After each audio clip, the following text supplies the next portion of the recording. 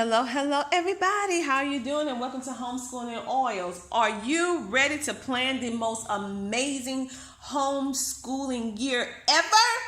I know you are. And now I'm going to tell you about the no-nonsense organizer homeschool planner for real life. Why did we name this? Because listen, we have to plan for real life. You know, for yourself as homeschoolers, we can have the most perfect plan, the most perfect agenda, and then life happens and it throw a monkey wrench in what we have to do. So this planner enables you to be able to do all the planning and the stuff that we love to do or that we have to do for requirements based on the state that we live in, and also make adjustments based on real life happenings. So, and you will notice, many homeschoolers have multiple children, more than one child. Although we do have homeschoolers that have an only child or two children like me, but for the most part, most homeschoolers have at least 3, 4, 5, or 6 kids at least. And so we wanted to provide a way that, and if you have to keep records for each one of those children, those are a lot of different planner books. You can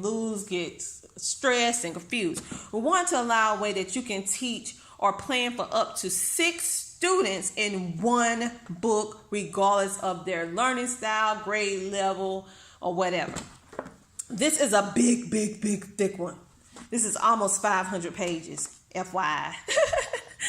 But this book is amazing. This planner is amazing because it not only allows you to be able to put all this organized in one spot, no matter what grade level your child is in, and no matter how they learn, but it also enables you. We give you encouragement and motivational quotes along the way to help you. Now, as you can see, this is the format of the book.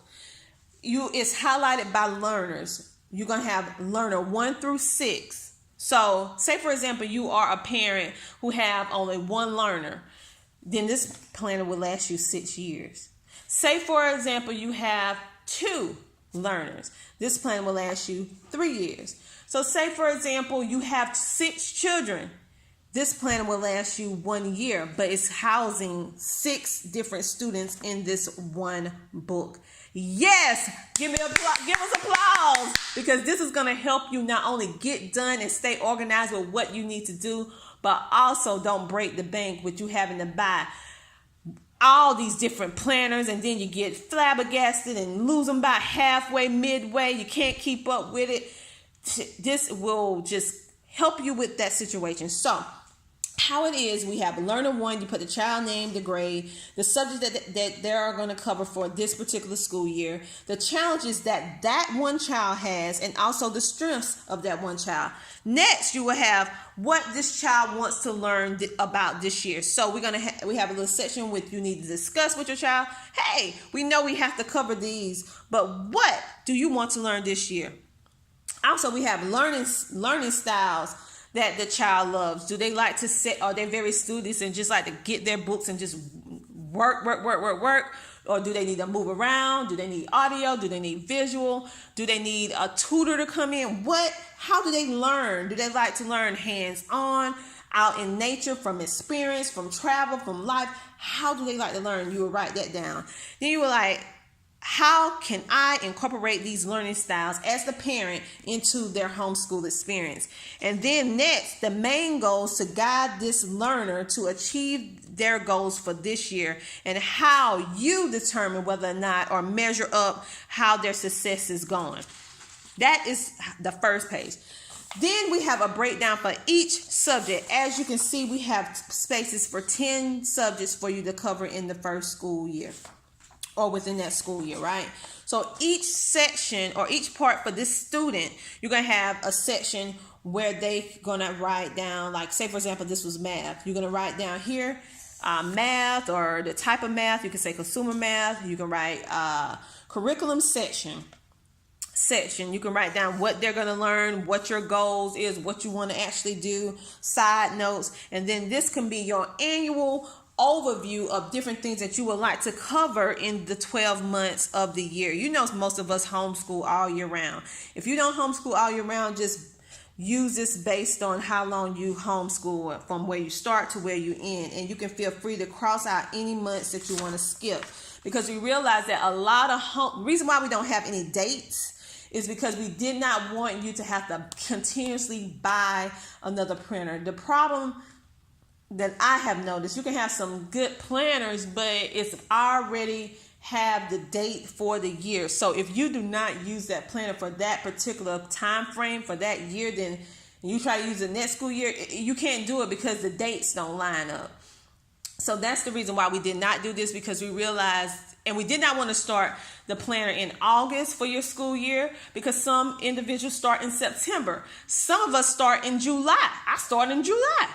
So by choice, but technically our school year start in August, but I just like to get a head start. So we did not want to put a date. We want to allow you to put a date based on your unique homeschool, when you start, when you end, or you may not ever stop. Then you have the different curriculum and different stuff that you can do, and that's going to be for each particular topic. This is going to be for each one, and it goes through until you get to 10. And then you're going to get to learner 2, and you can go through the same process. Now you're going to notice as you get more and more into the book, you're going to have those overviews, you're going to have those things, them life happenings and all of that good stuff, right? We also have it broken down into semesters. See, your semester review have motivation and different stuff that you can do. And at the bottom of the page, we actually have some different motivational stuff to help you to motivate you, because you know and I know that homeschool is not always peaches and cream.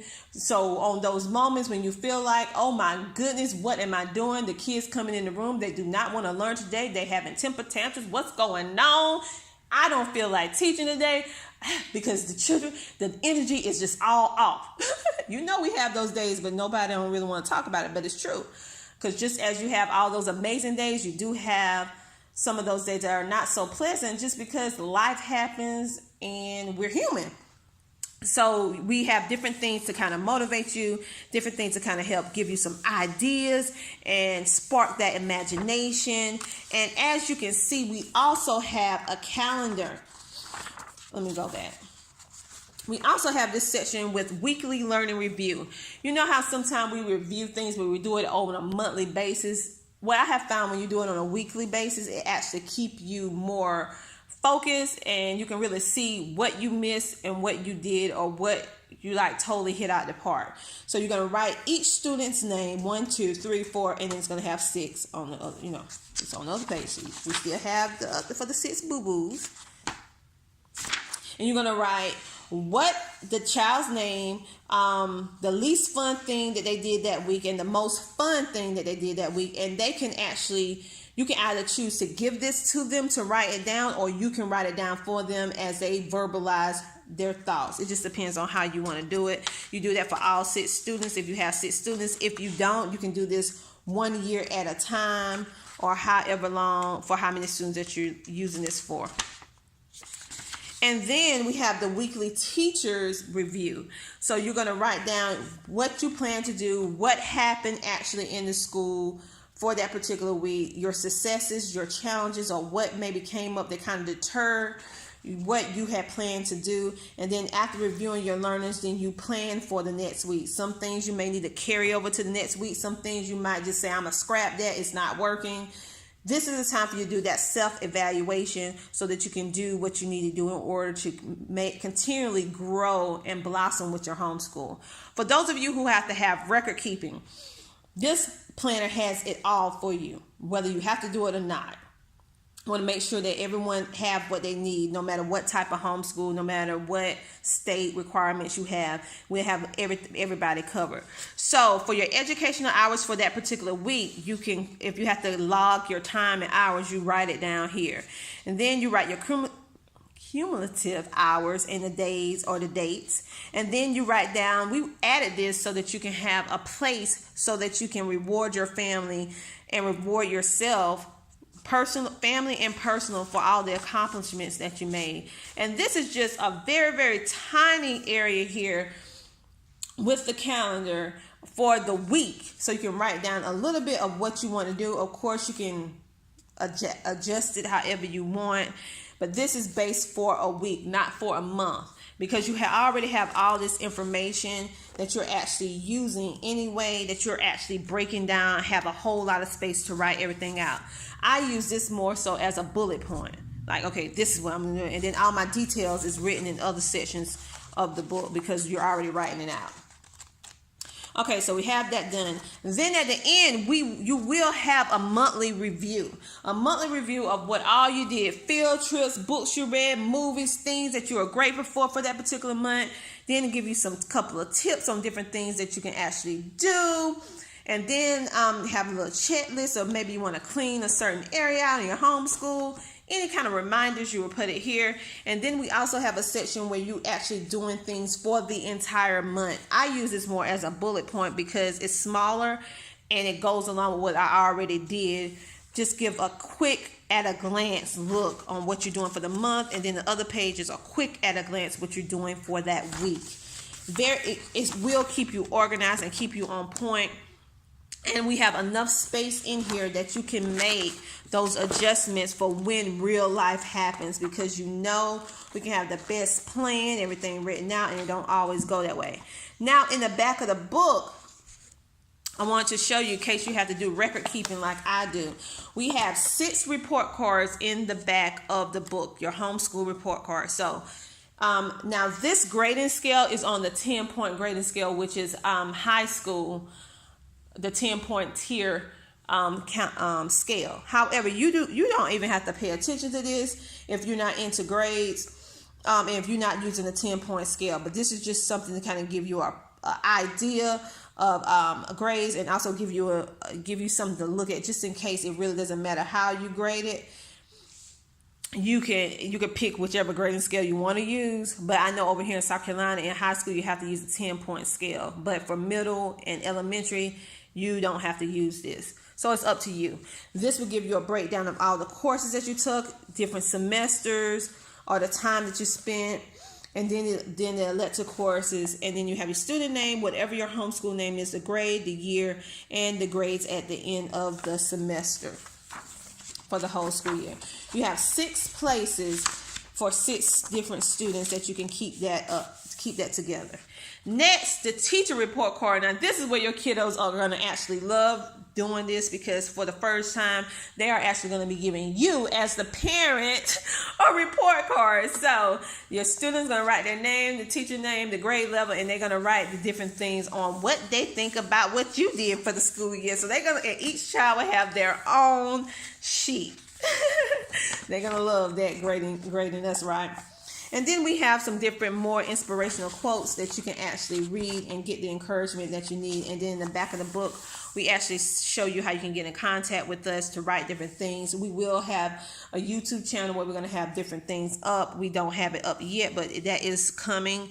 And also let you know about different books that we plan to do. It could be some adjustments in the different books that we're actually going to do, but just giving you an idea of some things that we have on the plate that we plan on bringing to the table, really encouraging and fostering a love for learning, and also helping parents just take a deep breath, right? So this is a big one, and this is a book that will help you not only monetarily, because that one price is going to help you with 6 children, or if you don't just have one child, you can use this planner for 6 years, 2 children, you can use it for 3 years, 3 kids, 2 years. I mean, it's going to be an amazing experience, because you're going to have everything housed in one book,